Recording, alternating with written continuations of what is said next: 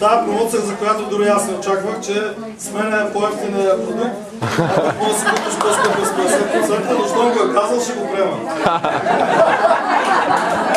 Колко струва това на вас? Между другото, само последно, извинявам се, понеже господин Къчев каза, че на времето са давали по 2000 златни къса, пък сега как се съгласил за 20 лева, има хвана така съвестта, искам да обявя, че му подарявам тази тенджера Beyond.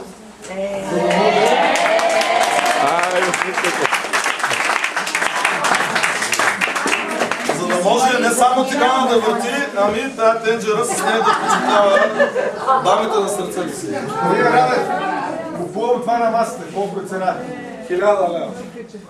1000 ли? Всичкото за 1000? Не, шегувам се.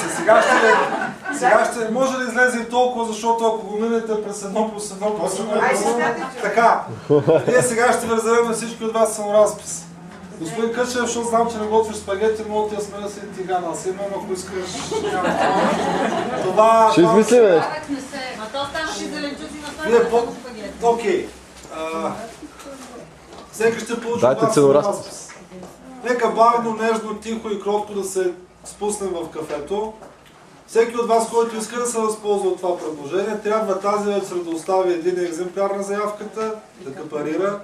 Не забравяйте идния понеделник елата с клиенти. Докато все още нямате всички съдове, доведете хора, тук ще направим отново презентация без Петю. Скъпо взема по цялата тенджера. Не се издържа. Долу да опитаме и това, което сме приготвили, да пием по глътка вино. Надявам се, че всички останахте доволни и не забравяйте. Има 4 от продуктите, които предлагаме, които не са налични. Тоест, поради огромното търсене в Столайн, те не са налични. Затова това е тигана Айгер с наклона.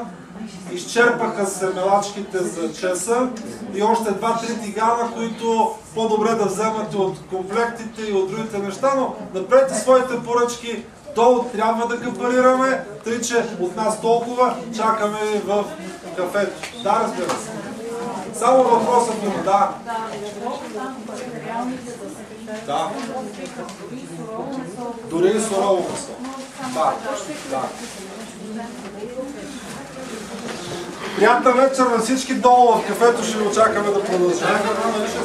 Да.